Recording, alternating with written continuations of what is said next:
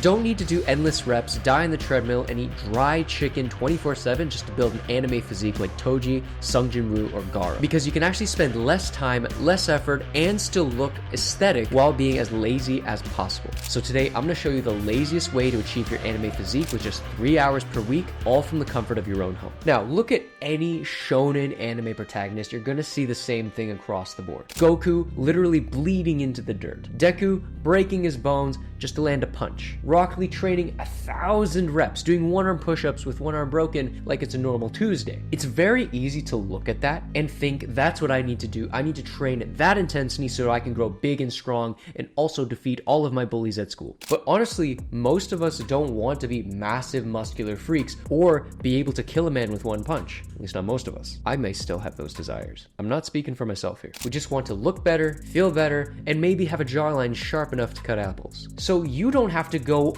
balls to the wall, all in on your workouts every single day. You don't have to train every single day. In fact, you don't have to train even 5 days a week. What you need instead is what I call the lazy split. Here's how it's gonna work, and it's only gonna take 3 hours per week, which is insane to me. You only need to designate 3 days a week to a workout. On 2 of those days, you're going to be doing upper body exercises. Pull-ups, push-ups, rows, all of that. On that other day, you're gonna do only lower body exercises. That's gonna be squats and stuff. Now, why does this lazy split actually work? For one, while you only train upper body twice per week, you actually still get enough stimulation to obtain muscle growth, good muscle growth. Number two, the flexibility. Since you only have 3 days to work with, 4 days are for you to just move around. If you don't want to work out one day, no problem, be lazy, but you're gonna have to work out the second day. And third, using the split, you actually have the ability to make your workout less than 3 hours a week if you really wanted to, using the power of supersets.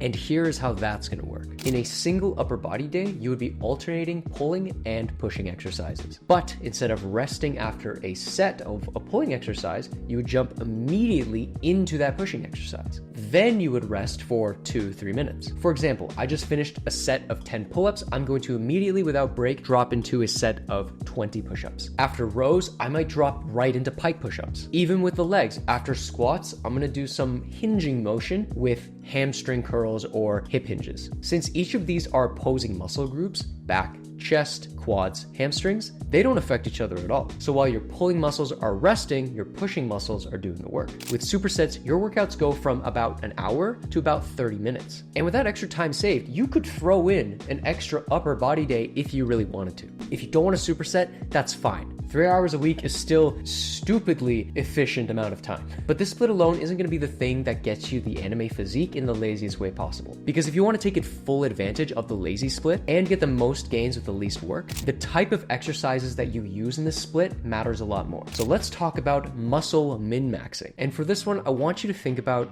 fighting Mahito, that sick bastard. Every single time somebody tried to take on Mahito by themselves, they got absolutely bodied. Itadori? Nope. Nanami soloing him in season 1? Fat chance. Nanami in season 2?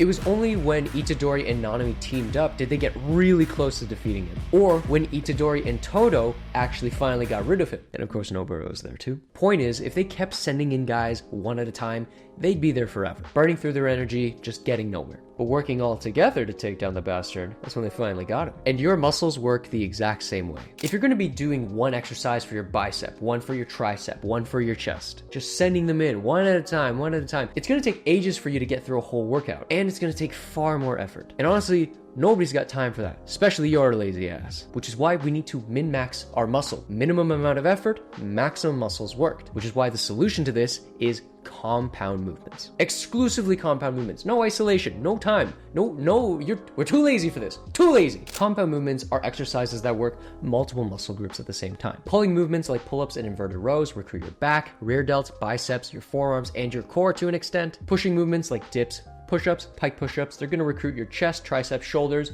also your core to an extent. You've got your leg pushing movements, which are going to work your quads and your glutes, also your core to some extent. And then your leg pulling movements. These are like hip hinges, RDLs, and that's going to work your hamstrings and your glutes and also your core to some extent. If your workout only consists of compound movements, what would normally take 3 exercises now only takes 1, meaning minimum work, maximum results. Now, if all of this sounds great, but you're thinking, oh, Kevin, I don't want to build the program myself. I just want it all handed to me. If that sounds like you, I don't blame you. It's a lot of work putting a program together and one that actually works, which is why I created the Shonen Strength community in the first place. There I have a 90-day program to get you from zero to anime physique in 90 days. And on top of that, you've got a community of over 3,000 anime nerds who are trying to do the same thing, motivating you to get those results that you deserve. Plus, we hang out every Saturday talking about our lives, talking about anime physiques, and other bull crap because we're all nerds just hanging out and having a good time. It's a fun little place. Plus, you get some really good results just like these fine people on the screen. All you gotta do is click the link in the description. So you now have the exercises, but this is the point where most people start to overcomplicate things. Because it's not enough for you to know what to do, you also need to know exactly how much to do. Think about Deku when he first got One For All. He couldn't just go full send right away. He had to use it in smaller, controlled amounts. And when he did that, it was actually more effective than just blasting at full power straight away. Now, some people say that less is more. I like to say less is all you need. More is not always better. Science actually backs this up. According to most studies, you actually only need 10 to 20 sets per week for a particular muscle group to grow optimally. And if we're gonna go for maximum laziness, why don't we just hit the bare minimum? All right, let's go full Asian for a second. I'm gonna show you the math here. If you are gonna be on the 3-day split with 2 upper body days, and let's say on each of those upper body days, you do 2 compound pulling exercises for 3 sets each. That's gonna be 6 sets of pulling on one day, 6 sets of pulling on another day. Altogether, throughout the whole week, you're going to be accumulating 12 sets. That's 12 sets for your back, 12 sets for your biceps, 12 sets for your 12 sets for your rear delts, and apply the same thing for push. 12 sets for your chest, 12 sets for your triceps, 12 sets for your shoulders. You've pretty much done your full upper body. And it only took 4 exercises. Guys, this is too easy. For legs, it's very similar. Do 3 exercises for the quads and the glutes, and do 3 exercises for the hamstrings. 3 sets each exercise, you're gonna easily hit 10 sets. And the beauty of this system is that it's just the bare minimum. If you wanted to put a little bit more effort, God forbid, you can simply add more exercises to your days just to add more sets to your week. And plus, if you are doing supersets, your workout time isn't going to increase much, if at all. I mean, what are you guys gonna do with that extra time? I know what I'd do. I'd go scuba diving. But while the number of sets are important, you also don't want to waste time on any of the reps either. Hypertrophy is going to happen at the 8 to 15 rep range roughly. So if we're min-maxing, just going for 8 to 10 reps is all you need. But the key thing here is you actually need to hit failure on that 10th rep. If the 10th rep feels like nothing, the exercise is too easy and you got to go harder. If you can't get to 10 at all, then the exercise is too hard and you got to make it a little easier. And keep adjusting until that 10th rep just feels like, oh, I feel like I'm gonna die.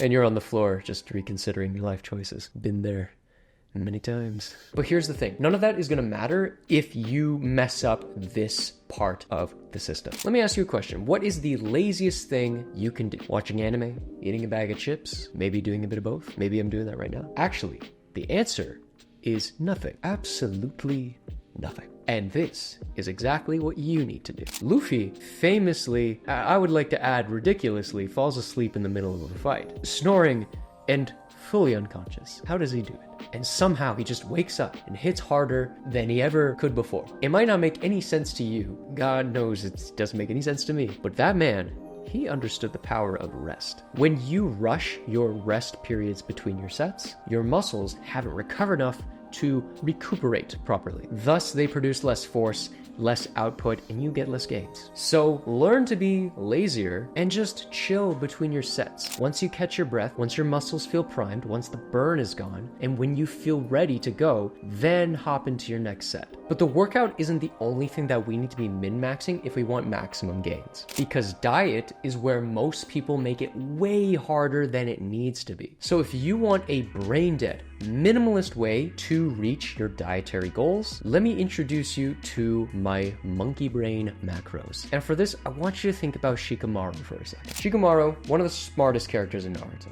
and also one of the laziest. His whole philosophy is get the annoying, hard-working stuff out of the way first and spend the rest of your time chilling and staring at the clouds. This is exactly how we are going to be approaching our nutrition if we want to use monkey brain macros. Here's how it works. Some of the biggest problems that people have with diet in the first place is not enough protein and way too many calories. This strategy is going to solve both of those immediately. For breakfast and lunch, or the first few hours of your day, your mission diet-wise is to hit your protein goal as much as possible. That's it. That's the entire goal. Primarily eating lean meats, Greek yogurt, eggs, whatever you got to do to get that protein in for those first couple meals. By the end of that second meal, you should have about 60 to 80% of your total protein goal fulfilled. Then when dinner does arrive, all you got to do is hit your remaining protein, and then you've got the rest of these calories that you can fill with whatever you want. If done right, you're not going to need much protein for dinner, and now you've got the freedom to just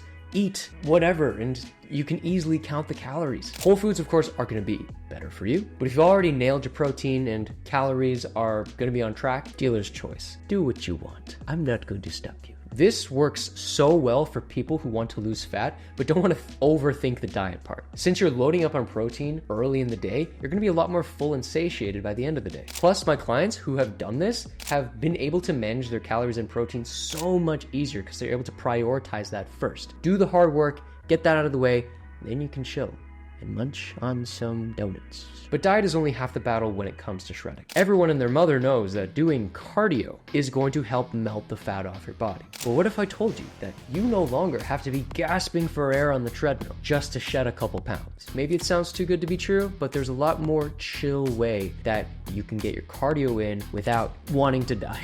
Now, the reason why people do cardio in the first place is because it burns a lot of calories in a shorter amount of time. 30 minutes of running could probably burn like 400 calories or so. But instead of doing a super intense activity for a short amount of time, which makes everybody want to die, what if we lowered the intensity and just stretched it out over the course of a day? That would make the activity feel a lot more effortless so that we can do it for a longer period of time, and we wouldn't be afraid to do it every day, which would get us the same results. Which is why the best thing that you can do to replace your morning runs is just simply walking. Seriously, just put one foot in front of the other and you'll lose fat. You won't drain your energy, your recovery, or your will to live. Now, you will want to aim for 10,000 steps a day, which does sound like a lot, but let me break it down for you.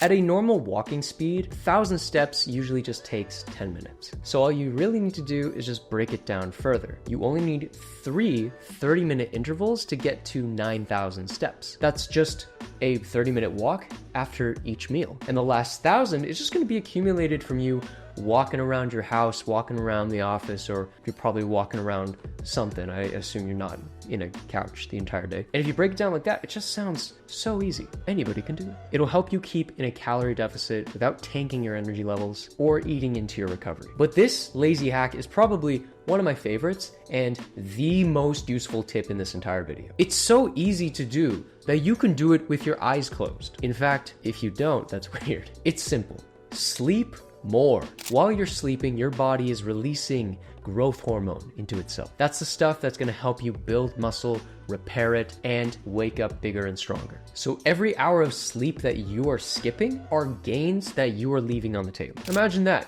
You could have been getting stronger, but you chose to doom scroll. You're stupid. So get 7 to 9 hours of sleep, minimum, maximum. No more than 9 hours, because more than 9 hours is actually not good for you. So don't go past that. So just sleep, grow, chill, and you'll wake up stronger than Toji, probably. So now you have the laziest system to build an anime physique. But knowing the system is one thing, you still need to know which exercises to actually do. So check out this video right here if you want to learn every single calisthenics exercise that you need for an aesthetic upper body.